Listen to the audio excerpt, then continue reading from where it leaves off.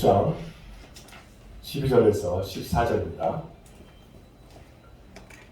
제가 한 절 읽고 여러분들이 한 절 읽은 후에 14절은 같이 읽겠습니다.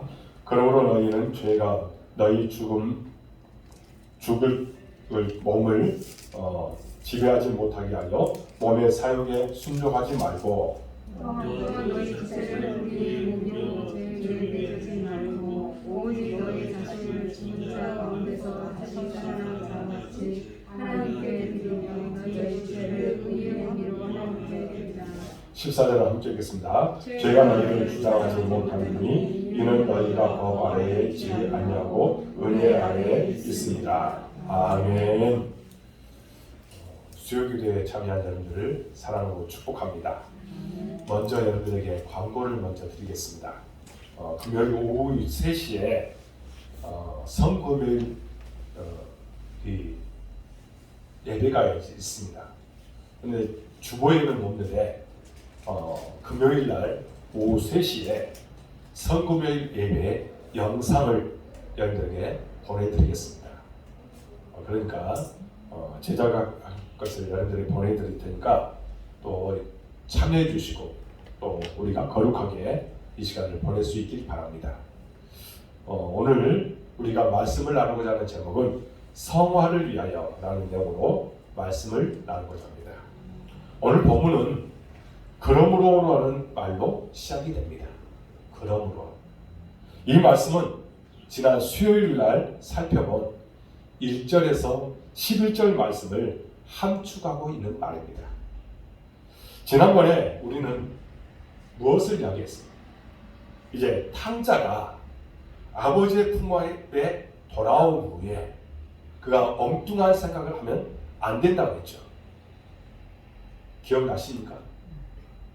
내가 그때의 생활을 좀 동경해갖고 거기 또 아버지 품을 떠나서 그곳으로 가봐야 되겠다.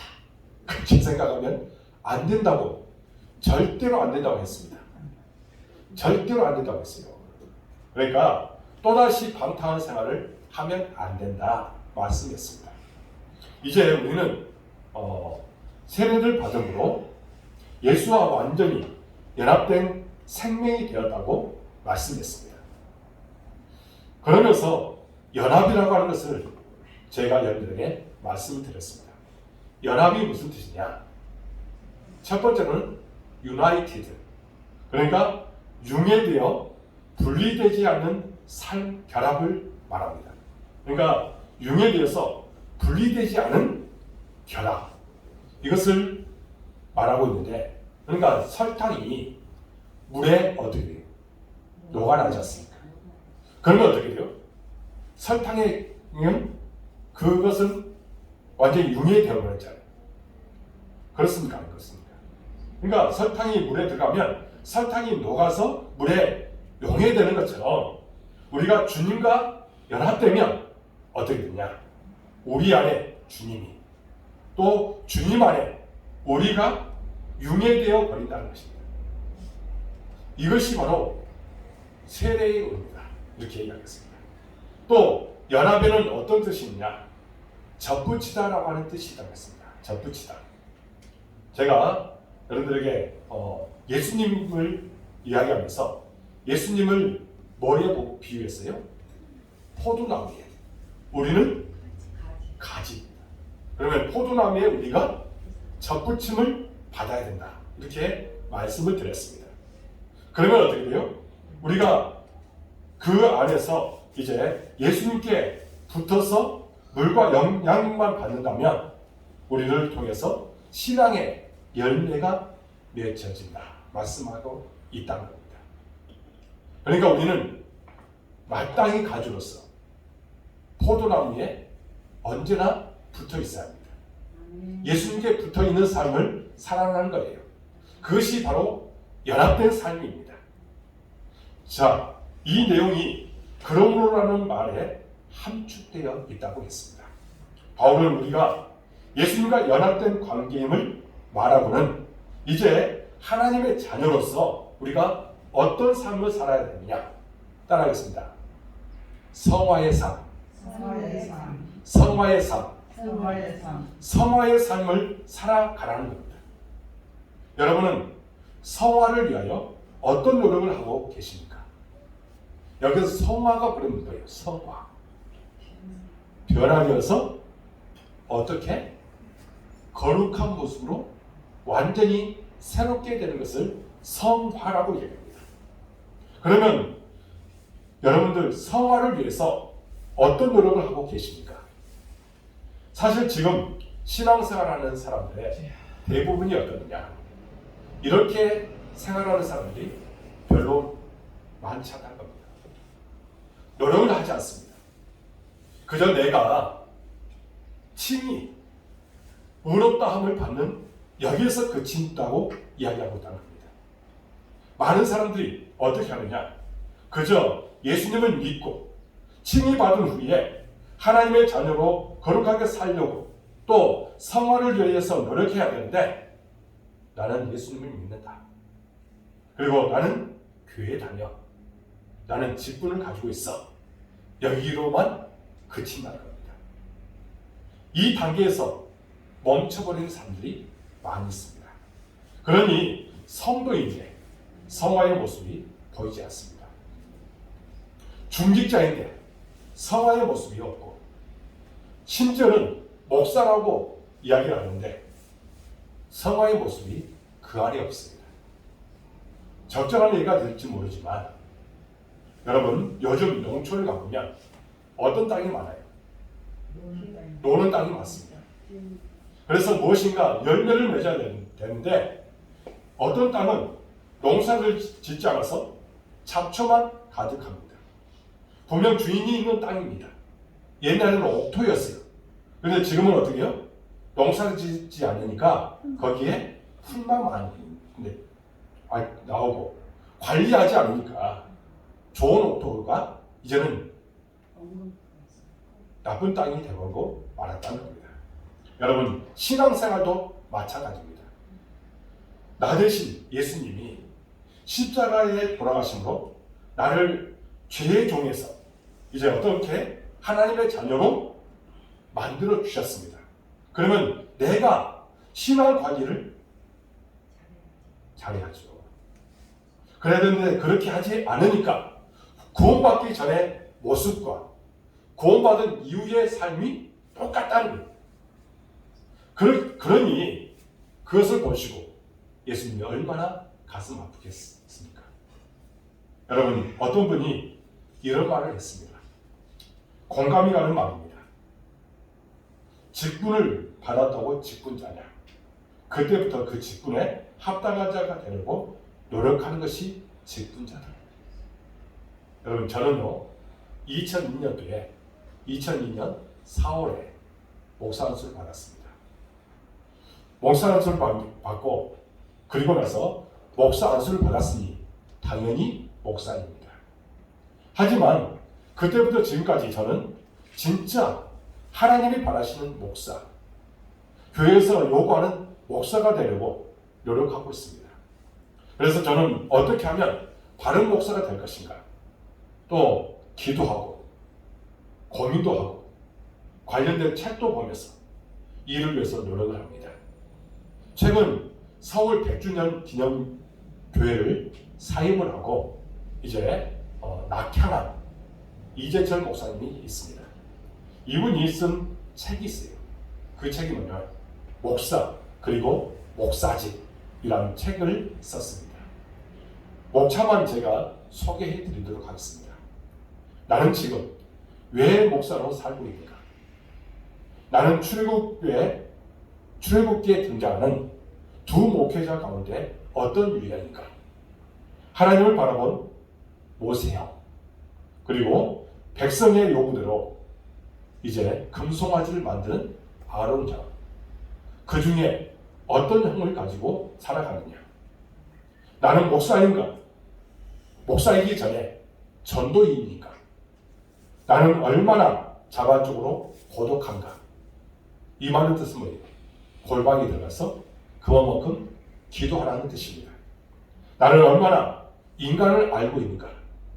나는 나의 목회를 소위 더 큰 목회를 위한 징검다리로 생각하고 있는가? 나는 하나님의 심판을 믿고 있는가? 물론 이 책을 읽으면서 저자인 이 목사님에 대해서 좀 힘든 목회자에 대해서 좀 간과하고 있구나라는 생각도 해본 적이 있습니다. 그러나 저를 돌아보게 되고 또한 도전하게 되는 좋은 책이었습니다. 목사로서 저 자신을 돌아보고 주님이 원하시는 목사로서 살려고 노력하고 있습니다. 여러분들은 어떻습니까? 여러분들은 과연 어떤 모습으로 나아가고 있습니까?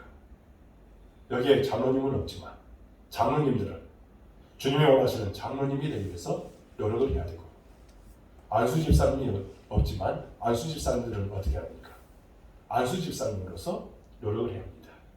또 권사님들은 어떻게 해요? 권사님으로서 그 노력을 해야 된다는 겁니다.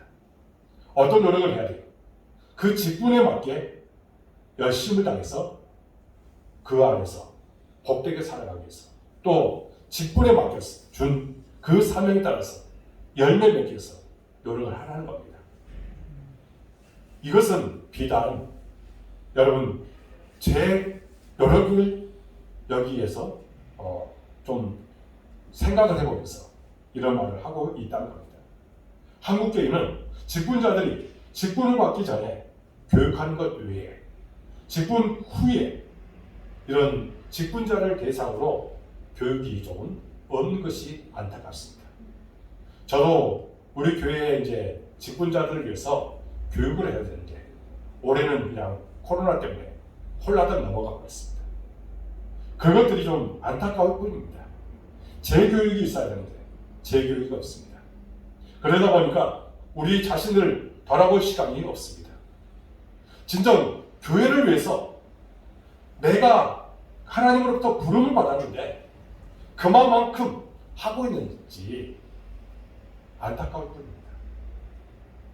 여러분들에게 어떤 역할들이 하나님께서 주었는지 여러분들 한번 생각해 보시고 거기에 따라서 노력을 해야 된다는 겁니다.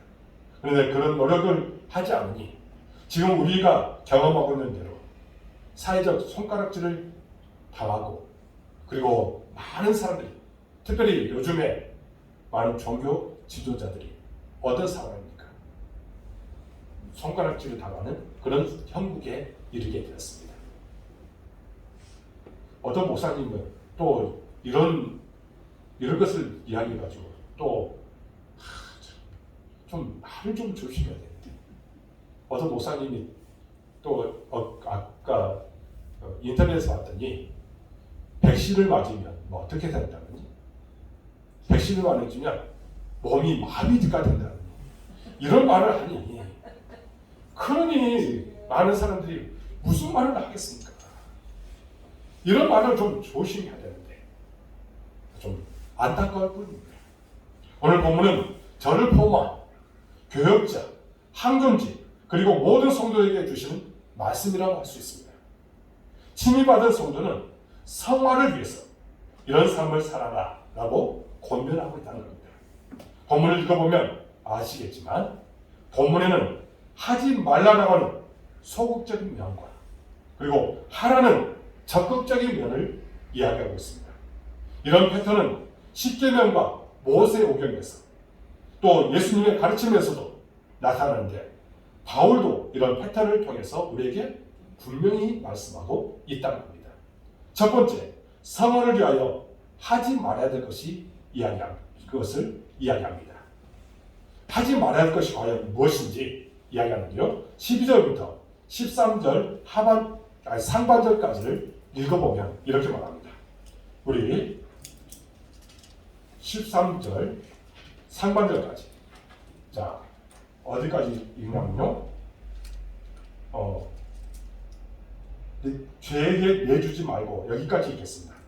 죄에게 내주지 말고. 자, 12절부터 13절 상반절 함께 읽겠습니다. 시작. 그러므로 너희는 죄가 너희 죽을 몸을 지배하지 못하게 하며 몸의 사욕에 순종하지 말고, 또한 너희 지체를 불의의 무기로 죄에게 내주지 말고.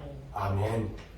뭐라고 얘기합니까? 자, 이 말씀을 개역 한글판으로 제가 다시 한번 읽어드리겠습니다. 개역 한국판입니다.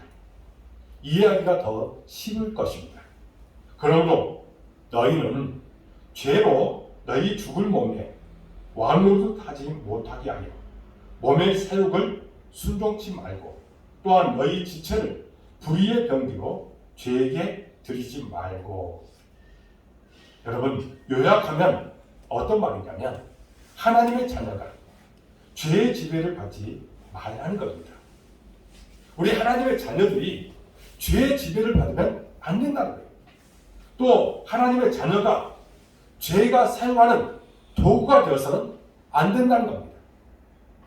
죄가 사용하는 도구가 뭐예요? 사탄이죠. 여러분 잘 생각해 보세요.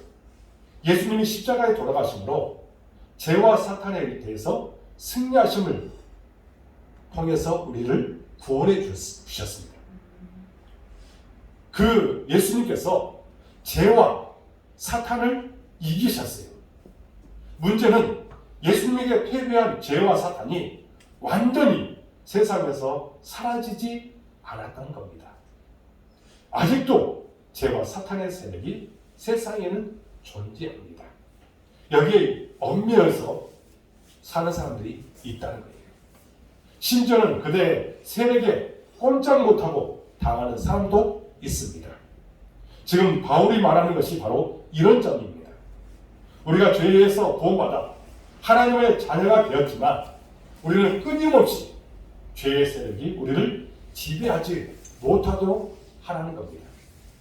여러분들 모두가 죄의 지배를 받지 않도록 해야 될 줄로 믿습니다.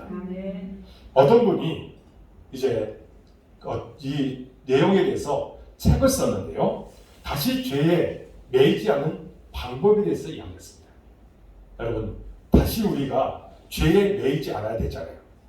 거기에 대해서 이제 7가지를 이야기하면서 우리가 다시는 죄에 매이지 마라 이렇게 이야기합니다. 다시 죄에 매이지 않으려면 형벌의식을 우리가 형벌의식에서 벗어나야 된다는 겁니다. 한 번 더 하겠습니다. 형벌의식에서 벗어나야 합니다. 우리가 살다 보면 가끔 좋지 못한 일이 생깁니다. 그때 사탄은 너 죄 때문에 벌 받은 거야 라고 이야기했던 거예요. 그때 우리는 모두가 다 나는 죄사함을 받았다고 큰 소리로 간증해야 되고 옛날에 나오는 전혀 무관한 자라고 선포하는 겁니다. 여러분, 우리는 어떻게요? 너 죄를 지었잖아. 이렇게 하면서 사탄이 계속해서 우리를 이야기하는 거예요. 그때 우리는 어떻게 해요? 그러다 보면 넘어집니다. 꼼짝을 못하고 살아갑니다. 그런데 우리는 어떻게 선포하라고요? 나는 이제 죄로부터 벗어났어. 나는 죄사함을 받았어. 이렇게 이야기하는 거예요. 그래서 종교개혁자였던 루터는 뭐라고 했냐면 가끔 이런 생각이 들 때만 어떻게 그가 선포하느냐. 나는 세례받은 자야. 이렇게 선포했다는 겁니다. 세례받았다는 것은 무슨 뜻이에요? 내가 죄사함을 받았다는 거죠. 그러면서 이런 죄의 속박에서 그가 벗어날 수 있었다는 겁니다. 여러분, 두 번째는 뭐냐? 다시 죄에 매이지 않으려면 죄의 권세를 부인해야 합니다. 빛이 없는 곳에는 어둠이 몰려들지만 빛이 있는 곳에는 어둠이 사라지는 것처럼 사탄의 권세를 무서워하지 말라는 겁니다. 여러분, 이 사탄의 권세는 예수님이 이기셨어요. 그러면 그 세력을 누구의 이름으로 물리칠 수 있는 거예요? 예수님의 이름으로 물리칠 수 있습니다. 그러니까 그 권세에 우리가 넘어지지 말라는 겁니다. 세 번째 뭐냐? 다시 죄에 매이지 않으려면 죄에게 기회를 주지 말아야 됩니다. 에베소서 4장 26절에 보면 분을 내어도 죄를 짓지 말며 해가 지도록 분을 품지 말라 이렇게 말씀하고 있습니다. 사람이 이게 화를 내면 순간적인 죄를 지을 수 있지만 일단 죄를 지었다면 바로 회개해 버려야 된다는 겁니다. 그래야 죄가 틈을 타지 못하는 법입니다. 그리고 네 번째는 교만하지 않도록 조심해야 합니다. 여러분, 우리가 다시 죄에 매이지 않으려면 교만해서는 안 된다는 겁니다. 죄란 항상 교만에서 싹트옵니다. 그렇기 때문에 늘 우리는 겸손하도록 노력을 하라는 겁니다. 그리고 다섯 번째는 하나님의 자녀, 그런 내가 하나님의 자녀다라고 하는 그런 마음과 또 하나님의 사랑, 하나님의 약속을 잊지 말아야 합니다. 그래야 죄에 매이지 않습니다. 여섯 번째는 하나님의 사랑으로 가득 우리 안에 채워야 된다는 겁니다. 마지막으로 불의의 도구가 되지 말아야 됩니다. 사랑하는 여러분, 마귀의 도구가 되지 않도록 우리는 철저하게 주님께서 원하시는 모습으로 나아가야 될 줄로 믿습니다. 아멘. 자, 두 번째로는 성화를 위하여 해야 할 것이 있습니다. 아까 하지 말아야 될 것이 있고 해야 될 것이 있다고 했죠. 그러면 우리가 성화를 위해서 해야 할 것은 과연 무엇이겠습니까? 13절 중반 줄부터 우리가 끝까지 읽어보도록 하겠습니다. 13절 중반절부터 끝까지 읽도록 하겠습니다. 자, 시작. 오직 너희 자신을 죽은 자 가운데서 다시 살아난 자 같이 하나님께 드리며 너희 지체를 의의 무기로 하나님께 드리라. 아멘. 쉽게 정리하면 너희는 죄와 사망에서 죽었던 자로 하나님의 은혜로 살아나서 이제는 덤으로 사는 인생이니 덤으로 사는 인생을 하나님께 드리라고 이야기합니다. 여러분, 성경에서는 죽으면서 하나님의 은혜로 살아난 사람들이 있습니다. 이런 사람들을 가리켜서 어떤 삶을 살았다고요? 덤으로 사는 사람이다, 이렇게 이야기합니다. 그러면 구약에 누가 대표적인 사람이에요? 히스기야. 히스기야가 죽을 병에 걸렸는데 그가 기도함으로 몇 년을 더 살았어요? 15년을 더 살았습니다. 그리고 이제 신약에 넘어오면 나인성 과부의 아들이 있고 해당장 야이로의 딸 있고 또 죽은 나사로가 살아났습니다. 그런 사람들은 어떻게 보면 덤으로 사는 사람들입니다. 예수님이 살려준 이 세 사람은 그 후 어떻게 살았는지 잘 모릅니다. 정확하게 나와 있지 않기 때문에. 그러나 그들은 믿음을 갖고 예수님의 제자가 된 줄로 믿습니다. 그런데 히스기 왕은 그 인생에 대해서 정확하게 이야기하고 있습니다. 덤으로 15년을 살았습니다. 그런데 어떻게 해요? 알차게 살지를 못했습니다. 겸손하지 않았고 교만했습니다. 아들 교육도 형편없었습니다. 그래서 하나님의 마음에 흡족하지 못했습니다. 영적으로 보면 우리는 지금 어떤 상태예요? 우리는 영적으로 덤으로 사는 사람들입니다. 이미 우리는 죄로 인해서 죽을 일생이었어요. 이미 죽은 사람입니다. 그래서 우리를 예수님의 그 은혜로 덤으로 사는 사람들입니다. 그러면 우리는 어떻게 살아야 돼요? 덤으로 사는 사람답게 예수님의 제자로서의 역할들을 감당해야 됩니다. 그런데 우리가 과연 그런 모습으로 살고 있는지 우리 자신들을 한번 살펴보라는 겁니다. 하나님의 자녀로서 살게 되었으니 덤으로 사는 인생입니다. 그러면 그런 덤으로 사는 사람이 하나님의 자녀답게 살고 있는지 날마다 우리 자신들을 한번 살펴보라는 거예요. 내 자신을 쳐서 복종시키는 일에 열심을 다하는 겁니다. 이것을 신학적으로 이야기하면 성화의 삶을 우리가 살아가라는 겁니다. 이것이 바로 성화의 삶, 거룩한 삶, 이렇게 이야기하고 있다는 겁니다. 내가 진정으로 덤으로 사는 사람이라고 하면 적어도 예수님의 제자답게 살아가라는 겁니다. 예수님의 제자는 어떤 사람이에요? 예수님을 따라가고 예수님께서 원하시는 그 길을 걸어가고 예수님께서 우리에게 주신 명령대로 순종하며 나아가는 사람이 바로 제자의 삶 아닙니까? 내게 직분을 맡겨주셨으면 그 직분에 따라서 열매 맺는 삶을 살도록 노력을 해야 된다는 겁니다. 그냥 그저 그런 인생 그렇게 하면 안 된다는 겁니다. 우리는 진정으로 예수님께서 원하시는 그 길을 따라갈 수 있어야 될 줄로 믿습니다. 여러분, 본문은 구체적으로 성화의 삶을 어떻게 이야기해요? 오직 너희 자신을 죽은 자 가운데서 다시 살아난 자 같이 하나님께 드리며 너희 지체를 의의 무기로 하나님께 드리라 말씀하고 있습니다. 바울은 우리 몸을 드리라고 했는데 구체적으로 너희 지체를 하나님께 드리라고 말씀합니다. 우리 몸을 하나님께 드리라는 거예요. 지체란 무엇을 이야기합니까? 팔, 다리를 포함하여 우리 모든 몸 전체를 말하고 있다는 겁니다. 그 몸통 전체를 성화시켜야 한다고 말씀하고 있습니다. 그럼 지체에서 성화를 위해 노력해야 될 것을 우리에게 말씀하고 있는데 어떤 것을 이야기하고 있습니까? 우리 몸의 지체 중에 첫 번째는 마음을 성화시켜야 된다는 겁니다. 한번 더 하겠습니다. 마음을 성화시켜야 한다. 마음은 눈에 보이지 않지만 사람에게 가장 중요한 부분입니다. 마음을 어떻게 갖느냐에 따라서 장차 내가 그리스도인으로 어떻게 되느냐가 결정이 되는 겁니다. 그래서 로마서 12장 20절에 보면 뭐라고 얘기합니까?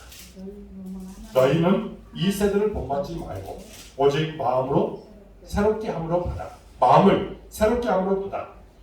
변화를 받아. 어떻게 해요? 하나님의 선하시고 기뻐하시고 온전하신 뜻이 무엇인지 분별하도록 하라.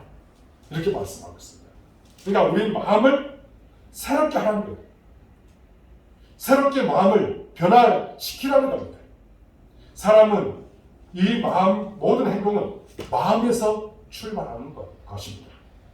내 마음에 세속적인 것을 우리가 온전하게 버리고 내 마음에 성경이 있고 내 마음에 신앙의 도서가 있어야 되고 경건한 시간이 있어야 되고 그런 모든 것으로 채우라는 겁니다. 그때에 주님께서 원하시는 그 길을 따라갈 수 있다는 겁니다. 과연 우리는 어떤 모습으로 우리 마음을 채우고 있는지 날마다 살필 수 있기를 주님 이름으로 축복합니다. 여러분들 마음을 새롭게 하는 일에 열심을 다할 수 있기를 주님 이름으로 축복합니다. 그러기 위해서는 우리가 어떤 것을 더 많이 해야 됩니까? 주님 앞에 물을 끓는 일을 더 많이 하라는 겁니다. 기도하라는 거예요. 지금 우리는 특별 새벽 기도를 하고 있습니다. 물론 평소에도 더 많이 기도하고 더 부르짖는 삶을 살아내야 되겠지만 이런 특별 새벽 기도를 갖고 있으면 더 무릎 꿇고 하나님을 붙들고 나가는 겁니다. 그때 주님께서 우리의 모든 것을 다스리시고 인도해 주실 줄로 믿습니다. 또한 두 번째로는 눈과 귀를 우리가 거룩하게 해야 된다는 겁니다. 여러분, 우리의 눈은 봄으로, 귀는 들음으로 또한 많은 것을 우리의 속에 받아들일 때가 많습니다. 그렇기에 우리가 과연 무엇을 보느냐, 무엇을 듣느냐 하는 것은 성화에서 아주 중요하다는 겁니다. 한 사람 예를 들어서 여러분들에게 소개를 하고자 합니다. 성경에 누가 나옵니까? 아간이라는 사람이 나옵니다. 아간이 어떻게 했습니까? 이 사람은요, 여호수아와 더불어서 전쟁터에 함께 동참했던 사람입니다. 그런데 분명히 명령하기를 이 전리품들을 어떻게 하라고 했어요? 하나님께 드리라고 했습니다. 그 중에 그런데 이 사람이 그 중에 어떤 것을 다 이제 훔쳐가지고 숨겨놓았습니다. 그러면서 이 사람이 어떤 말을 했냐면 여호수아 7장 21절에 이렇게 말했습니다. 내가 요약한 물건 중에 신화상의 아름다운 외투 한 벌과 은 200세겔과 그 무게가 50세겔 되는 금덩이 하나를 보고 탐리어 가졌나이다. 보소서, 이제 그 물건들을 내 장막 가운데 땅속에 감추었는데 은은 그 밑에 있나이다 하더라. 여기 보면 금덩이 하나를 보고 탐리어 가졌나이다. 여러분, 이 보는 것이 잘못되었다는 거예요. 그가 보는 것이 잘못되어서 탐심을 가졌다는 겁니다. 그래서 그것으로 인해서 어떻게 됐습니까? 그 가족들이 다 죽임을 당하게 되었다는 겁니다. 다윗이 어떻게 했습니까? 다윗이 밧세바가 목욕하는 것을 보고 그 안에 음욕을 품었습니다. 결국에는 그것으로 인해서 죄를 짓게 되었습니다. 나중에 어떤 것까지도 이어졌느냐? 바로 살인죄까지 짓게 되었다는 겁니다. 보는 것으로 이마만큼 큰 죄를 범하고 그 결과가 죄를 범하는 것으로 나타나게 되었습니다. 이렇게 여러분 보는 것 얼마나 중요한지 모릅니다. 여러분들은 어떤 것을 즐겨 보십니까? 무엇을 즐겨 듣고 계십니까? 여러분들은 하나님의 말씀을 늘 즐겨 듣기를 주님의 이름으로 축복합니다. 그럴 때 그 말씀이 여러분들을 새롭게 할 수 있을 줄로 믿습니다. 그리고 혀를 조심하라. 여러분, 혀는요 아주 중요한 몸의 지체입니다. 성경에서 혀에 대해서 가장 많이 말한 사람이 있습니다. 누굴까요? 예수님의 동생 야고보입니다. 우리가 야고보서를 보면 이 야고보는요 혀에 대해서 아주 강조를 하면서 너희들은 혀를 조심하라 말씀했습니다. 특별히 야고보서 3장 5절에서 6절을 보면 이렇게 말합니다. 이와 같이 혀도 작은 지체로 돼 큰 것을 자랑하도다. 보라 얼마나 작은 불이 얼마나 많은 나무를 태우는가. 혀는 큰 불이요 불의의 세계라. 혀는 우리 지체 중에서 온몸을 더럽히고 삶의 수레바퀴를 불사르나니 그 사는 것이 지옥불에서 나느니라. 여러분 이 혀가 잘못 놀리면 지옥불이 된대요. 그만큼 이 혀를 조심하라는 겁니다. 우리의 혀도 사소한 험담, 무심코 한 거짓말, 비방의 말을 해서 사람을 죽이지 말고 혀로 찬양, 성경 암송, 전도하는데 사용할 수 있기 바랍니다. 요즘 서울시장 이 선거 때문에 모든 사람들이 지금 관심을 갖고 있는데 요즘에 거짓말하고 비방하고 이것으로 인해서 서로 지금 죽이고 있습니다. 이런 것은 결국 좋은 것이 아닙니다. 여러분 무엇보다도 우리가 혀를 조심해야 할 줄로 믿습니다. 교회 안에서 우리가 어떻게 해야 됩니까? 서로 칭찬하고 위로하는 말을 많이 해야 됩니다. 비방하거나 정죄하는 말을 해서는 안 될 줄로 믿습니다. 그런 가운데서 주님 안에서 우리가 이 혀로 사랑을 나눌 수 있는 그런 우리의 모든 모습이 되어질 줄로 믿습니다. 여러분들 모두는 다 혀를 조심하여서 사용할 수 있기 바랍니다. 또 오늘 말씀에 무엇을 이야기하느냐? 손과 발을 조심하라는 겁니다. 손은 우리가 해야 할 일을 알려주고 발은 우리가 가야 할 곳을 알려줍니다. 내 손과 발이 무엇을 위해 일하는지 살펴보는 것도 중요합니다. 어떻게 우리는 우리의 지체를 통해서 우리의 구체적으로 불의의 도구가 되지 않도록 우리는 이제 의의 도구가 되기 위해서 노력할 수 있는 우리의 삶이 되어질 줄로 믿습니다. 여러분 이 성화의 삶을 가능하게 하는 비밀을 이제 14절에서 이야기합니다. 14절 말씀을 우리가 한 목소리로 읽도록 하겠습니다. 시작. 죄가 너희를 주장하지 못하니 이는 너희가 법 아래에 있지 아니하고 은혜 아래에 있습니다. 여러분 우리가 주님의 은혜 아래에 있다는 이 사실만 알면 이 죄에게 종로듯 하지 않습니다. 그러므로 죄에 얽매이지 말고 우리는 어떤 삶을 살아야 되느냐? 예수 그리스도의 은혜 아래 날마다 거할 수 있는 우리의 삶이 되는 줄로 믿습니다. 여러분 은혜 아래에 있다는 말은 우리에게는 예수 그리스도의 완성된 사역과 성령의 내주하심이 있기에 충분히 승리하는 삶, 성화의 삶을 살아낼 수 있다는 겁니다. 그러므로 여러분들 모두가 예수님의 그 사랑으로 가득 채워질 수 있기를 주님의 이름으로 축복합니다. 또한 성령의 내주하심이 여러분들 가운데 있어지길 바랍니다. 그래서 날마다 성화의 삶을 살아서 주의 뜻을 나타내고 많은 사람들에게 그리스도의 향기를 바라는 여러분들의 모든 모습이 되어지기를 주님의 이름으로 축복합니다. 기도하겠습니다. 하나님 아버지, 오늘 말씀을 통해서 귀한 은혜를 깨닫게 해주시고 과연 우리는 어떤 삶을 살아야 될 것인지 말씀을 통해서 도전을 주시니 참으로 감사합니다. 우리에게 성화를 위해서 하지 말아야 될 것을 우리에게 경계하라고 말씀하여 주셨습니다. 이런 모든 것들을 진정 우리 안에서 제거하고 주님께서 원하시는 그 길을 따라가도록 인도하여 주옵소서. 또한 성화를 위해서 우리가 해야 할 일들이 많다고 했습니다. 또 우리의 몸의 지체를 잘 점검하고 주의 뜻을 나타내는 일에 충성을 다하고 말씀하여 주셨습니다. 이 말씀대로 실천하여서 주의 영광을 나타내는 우리 모든 성도들 되도록 이끄시고 축복하여 주옵소서.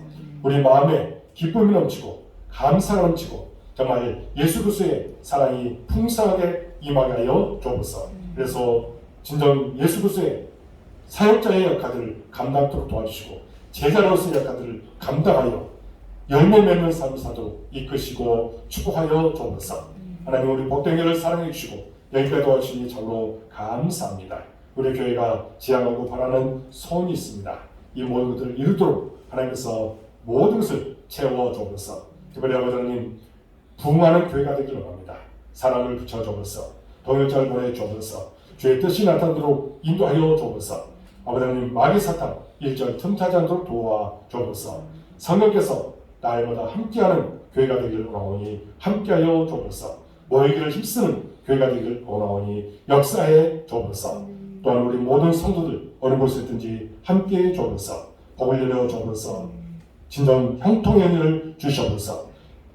또한 일하고 또 차를 운전하고 예수고 수고하기에 정말 우리가 어려움만 가지 않도록 도와주시고 기쁨 가운데 생활하도록 도와주옵소서.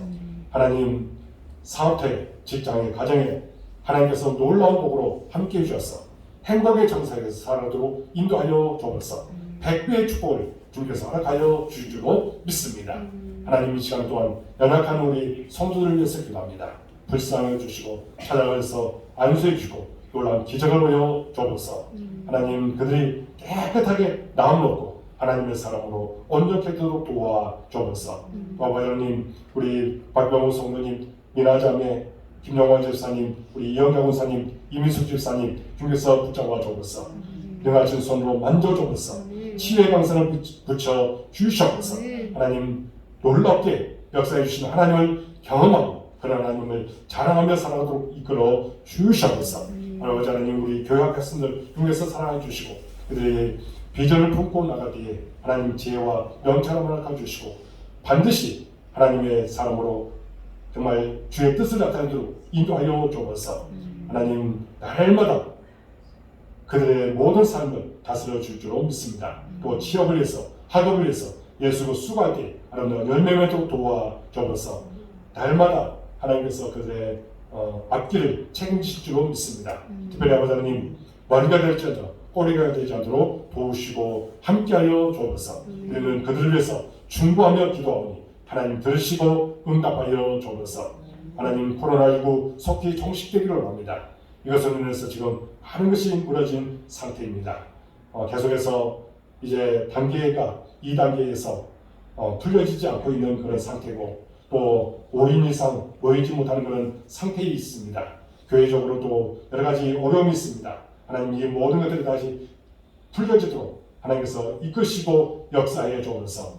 특별히 아버지 하나님 이를 위해서 수고하는 이들의 수고가 헛되지 않도록 도와주옵소서. 이제 백신을 맞고 있습니다. 하나님 전 국민이 이 백신을 맞고 이제 면역력을 형성해서 모든 일상이 다시 회복되도록 이끄시고 축복하여 주옵소서. 부작용 없도록 도와주시고 하나님께서 날마다 지키심을 경험토록 도와주옵소서. 온라인으로 수요 예배 드리는 우리 모든 성도들도 기억하여 주시고 축복하여 주시며 적극적으로 주의 사랑 가운데 가도록 인도하여 주옵소서. 이 시간에 이곳에 참여한 우리 모든 권사님들, 집사님, 또 우리 사모님, 우리 성도님 주님께서 기억하여 주옵소서. 복을 내려 주옵소서. 은총을 허락하여 주옵소서. 하나님 놀라운 사랑으로 함께하여 주옵소서. 하나님 나사렛 예수 이름으로 명하노니 그 육체들이 강건할지어다. 아멘. 아버지 하나님 놀랍게 역사해 주심을 경험토록 도와주옵소서. 기도하고 바라고 소망한 것들 반드시 응답될 줄로 믿습니다. 아버지 하나님 또한 자녀들이 이 땅에서 잘 되게 해주시고 그들의 삶이 복된 삶이 되도록 인도하여 주옵소서. 어려운 마음들을 도와주시고 그들 때문에 근심 걱정하지 않도록 하나님께서 날마다 지키시고 보호하여 주옵소서. 모든 염려를 다 주님께 맡기라고 했습니다. 오직 주께 맡기오니 하나님께서 책임지시고 인도하시고 역사에 주옵소서. 특별히 아버지 하나님, 하나님께서 이곳에 참여하는 우리 모든 성도들 기억해 주시고 주의 사랑이 날마다 넘치게 해주시고 주님의 십자가를 날마다 기억하며 나아가도록 인도하여 주옵소서. 하나님, 이제 돌아갈 만큼도 함께 해주시고 날마다 주님과 동행하는 삶을 사도록 인도하여 주옵소서. 무엇보다도 주님 중심으로 교회 중심으로 날마다 살아가도록 인도하여 주옵소서. 가정의 어려움을 도와주시고 믿음 가운데 날마다 승리하도록 도와주옵소서. 주께서 우리의 모든 것을 다스리시고 함께해 주심을 믿사옵고 예수 그리스도의 이름으로 간절히 기도하옵나이다. 아멘. 하늘에 계신 우리 아버지, 아버지의 이름을 거룩하게 하시며 아버지의 나라가 오게 하시며 아버지의 뜻이 하늘에서 같이 땅에서도 이루어지게 하소서. 오늘 우리에게 용한 양식을 주시고 우리가 우리에게 정탐한 사람을 용서해 준 것 같이 우리 죄를 용서해 주시고 우리를 시험에 빠지지 않게 하시고 악에서 구하소서. 나라와 권능과 영광이 영원히 아버지의 것입니다. 아멘.